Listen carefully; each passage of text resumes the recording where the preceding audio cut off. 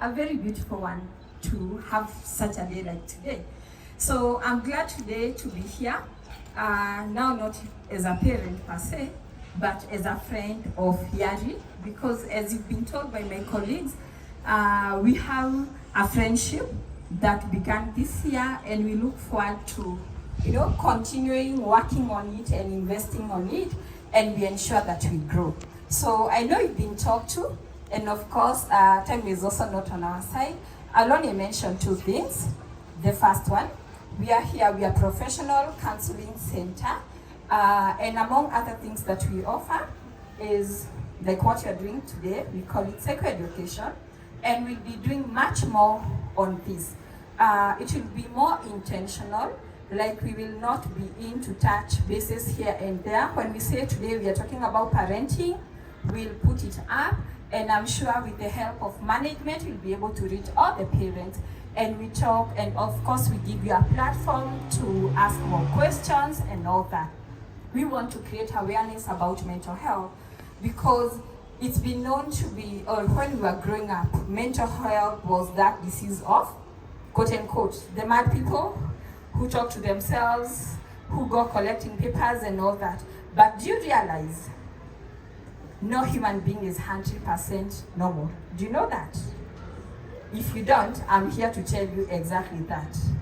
That we are not any better from those people. In our language, we term them as psychotic, but of course after diagnosis and all that, but we are not any better. So we do a lot of many other things. And now, if we say no human being is 100% normal, then does that mean we are all candidates? Of course, yes. We have something we call personality disorders, and we all fall under any. So what we say, I know this word has been so much misused. Narcissistic.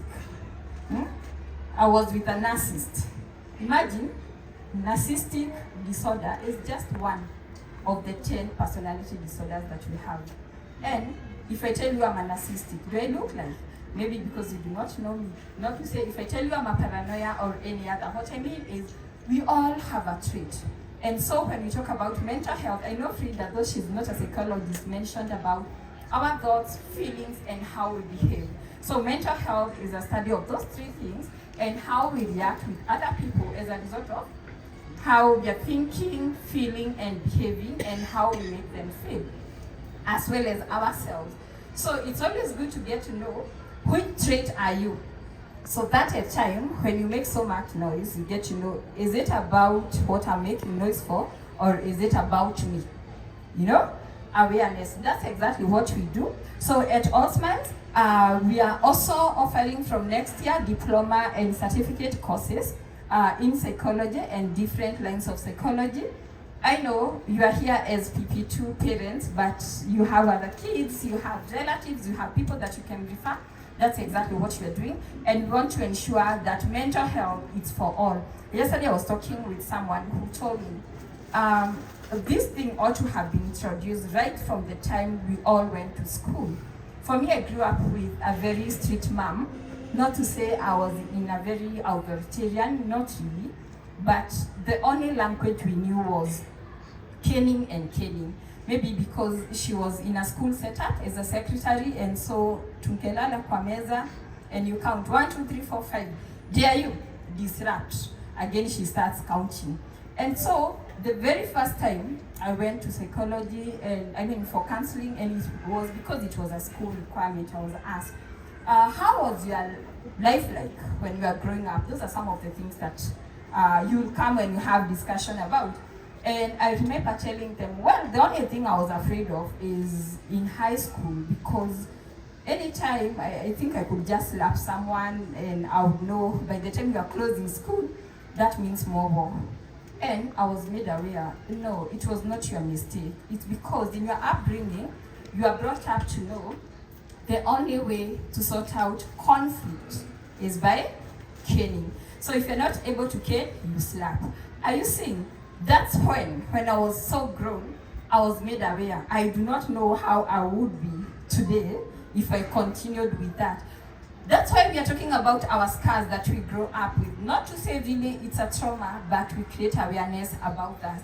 So Mine is just to tell you, as parents, there is a lot of things happening. We are in a very different era, very different world. Kate talked about, are we the mother figures, the father figures to our kids? Mine is just one. We've all heard about LGBTQ. We love them. As psychologists, we see everyone. When they come in, we want to know, why are you here? Because your relationship is not working. Just like the one for Tom and Mary, even this one for Ben and George, will still take you through the same process of healing and all that. But because I know I'm talking to parents, there is something I want to talk about. Let's not push our kids to where they are not aligned to. Let's not be the reason why they will end up becoming or having to choose a gender. When you were growing up, that was not an option. Was it really an option? Did you grow up to choose your gender, or automatically you are who you are born to be? Right? So at time, parents, we are playing a very big role. I'm not talking this as against, neither in support. I'm very neutral as a professional. Why? Because we are about to close school, and I know one of the curfew will put is, do not play with girls because you are a boy. You know, playing with girls, you know what exactly that means, right? Do not play with boys because you are a girl. So I want you locked here, not unless you are out playing with Sophia. And I'm talking this knowing you may not just be a parent to a PP2, or you know someone who knows someone, right? But what exactly are you telling them? In their teenage, it's where we talk about identity, and if not well managed, we talk about identity crisis. It's where everything about themselves gets to develop, from their physiques to their emotional being and all that. So during this time, they have feelings. So parents, it's okay for your girls and boys to have boyfriends and girlfriends, to have opposite gender friends. The only thing we need to do is what you've been told about parenting. Let them have a rule. Let them know, I'm a boy, 13 years old, I can have a girlfriend who is 14 years old, and we're not going to engage in anything sexual. Is it too hard to have such conversation with our kids? Imagine it's not when you look at the other side. Because with that, they'll grow up knowing it's okay, because I'll have so many friends, so many girlfriends, so many boyfriends. In a way, you are teaching them how to relate with other kids. I think life did some unjust to ourselves. Okay, to most of you, not myself, because I went to a day mixed secondary school, but to most people who went to a boys' school and a girls' school. Because during the time we were supposed to be taught how to interact with the opposite gender, when we are growing up, it's when we were put apart. Then what happened when we closed school? Parents were like, 𝗪𝗔. If you are coming from, like during our era, parents feared pregnancy more than HIV, right? Because pregnancy meant shame. But who gets to see HIV? You know, during our time, it was just HIV and pregnancy. Oh yeah, and gonorrhea and syphilis. And I think those ones we were shown some videos, you know, to prepare you psychologically to see why you should fear the opposite gender, right? Was it really meant for the right reasons, or it was for the reasons of fearing the opposite gender? So parents, what I'm saying is, when we push them away, so what will happen, these feelings are developing, and here we have Anne who is with Mary. What will happen, they start, because no one is there to tell them stop, but I'm okay because they are safe. It's a girl and a boy and a boy. And then you'll become our client next, because this is what is being presented to you. Are you saying we should not show them love? No. But we are saying, you know what you want. Let's not choose life for our kids by chasing them away. They're going to be home. What are some of the things for you to check on to get to know your kid needs professional counseling? If they're very much withdrawn, avoidance, most of the time parents are so happy. I know my kid, they'll never be dirty because they don't like going out to play with other kids. Parents, I'm here to let you know, let kids be kids. We've left the responsibility of reparenting or making them reparent ourselves. I'm very cautious. Mommy or daddy will be very, very mad at me if I go home dirty. What will they do? They will not play with others, right? Those are some of the things that you should be very keen.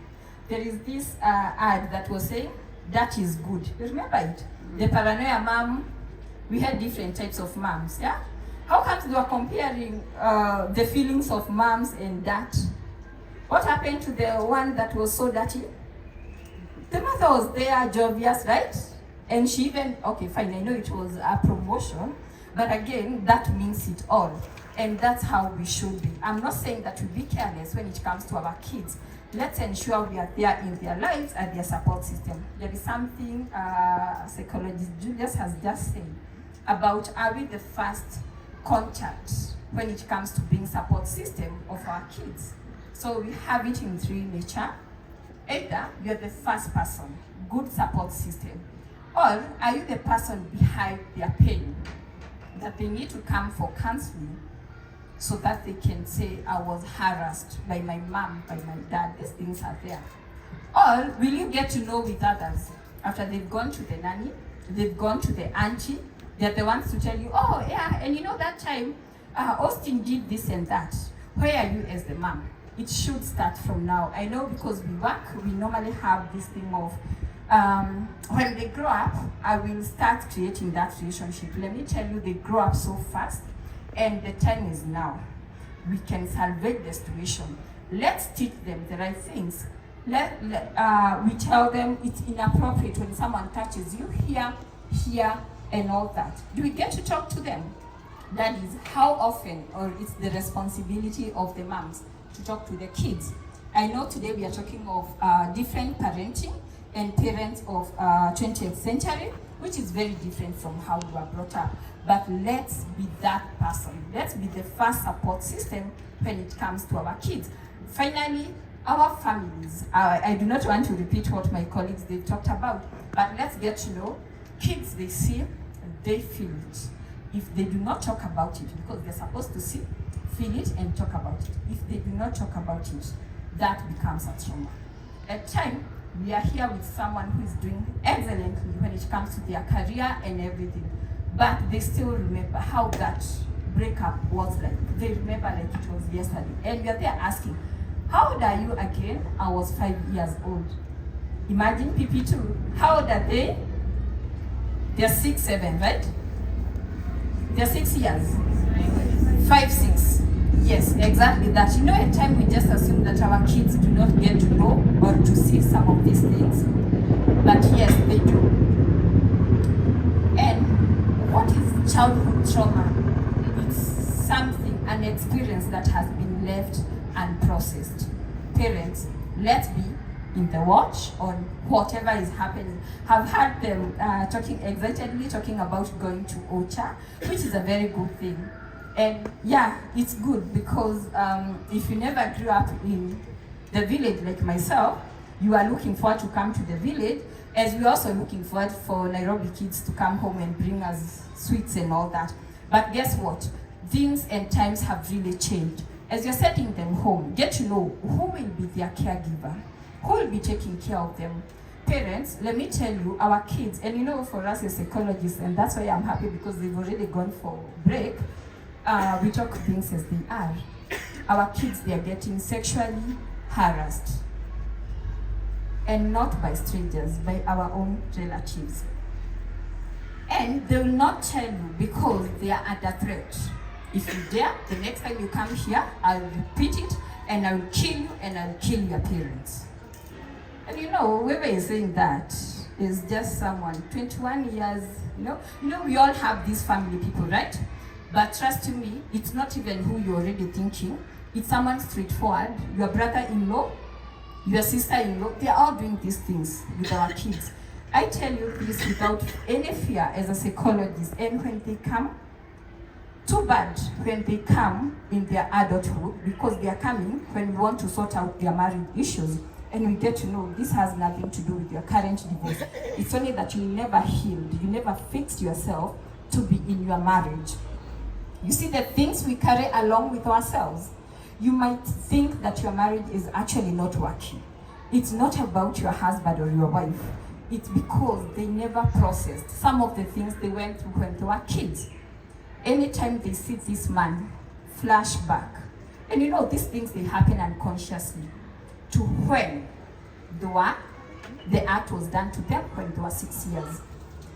We've been told by Kate, at the time we are there, our kids, or now ourselves, we are bleeding to our partners because of a lack of a father figure, mother figure, and we've said it's okay. Some people, they are single by choice, by default. I mean, your partner can die, you can have some, you're not okay in terms of disagreements, and you decide to go your own, it's okay.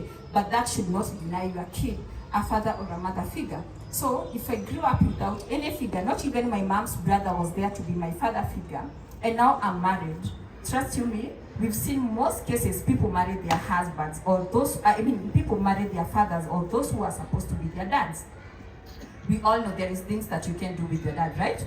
So it should be honeymoon during the first stage. Then after that, unconsciously, you are guarded, because to you, this is your dad or your mom, and vice versa is also true. So your issues in marriage will start right then. That has nothing to do with your partner. It's all about unprocessed experiences that we all went through. So we are here, and we look forward that our new relationship with Yari is not only going to be beneficial to the school as an institution and Allsmiles, but also to you as parents, by becoming the next generation of parents who are more woke and more aware, and who sees things as they are in what we call psychologically here and now. So I invite you, we have a mentorship program going on this school holiday. Of course, we have boys to men, male circumcision. This is not done following any beliefs, traditions, religion, and all that. And of course, I will not be there. There is something we call about mwachamilani mchumwa. So we will have our male psychologists take them through everything, because as we say, transition is transition about their emotions and physical body changes. So let them get to learn as they transit from being kids now into teenagehood. So of course we are doing this in collaboration with medical doctors, and our male psychologists will be there all through with them. And of course we'll also come through on day 8, 9, and the last day will be a graduation. We have one-on-one session with our kids. It's no offense to have your kids come for therapy. At times, just bring them for self-care. But you might be very, very surprised by the things that they know you do not know. Finally, when you are told your kid is doing ABCD, parents, do not say, this can never be my kid. It's a head teacher Alice or teacher Martha who doesn't like my kid. We are getting surprised by how we have a big gap between parents and the kids. Not parents for Yari, other parents. Parents lost their kids long time ago. What you've been told, they require your presence more than your presence. Because we know we can afford that holiday, it's okay, I will compensate for them. Quality time is never spent on material things. Taking them out for holiday is your obligation. It's not quality time, because they'll be busy. Will they really have time to bond with you, or they will be busy out there, ocean or climbing and all that, right? Taking them out on a Sunday, on a Saturday is still not quality time, but adventurous time. Let's get to differentiate between the two. Why am I saying this? You are coming because school sent your kid away, and they must be admitted back with a counseling letter.